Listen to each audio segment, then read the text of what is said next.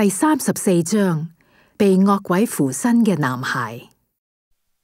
有一日，有一個人請救主幫助佢個仔。嗰個男仔俾惡鬼上咗身，班門徒已經試過醫治佢個仔，但係都做唔到。耶穌要呢個人帶個仔嚟見佢。嗰個男仔嚟見佢嘅時候，惡鬼就令佢跌倒喺地上面。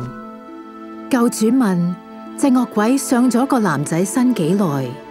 嗰個爸爸話：個男仔由細至大就係咁樣。耶穌話：只要嗰位父親有信心，佢就能夠醫治佢嘅仔。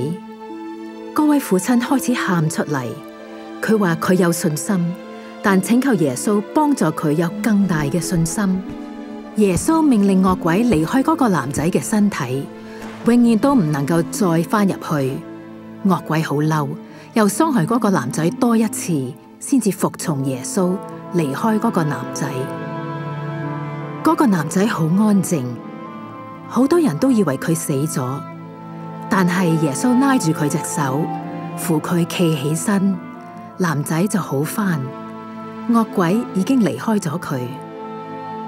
後嚟門徒問耶穌：點解佢哋唔能夠將惡鬼喺嗰個男仔身上面趕出去？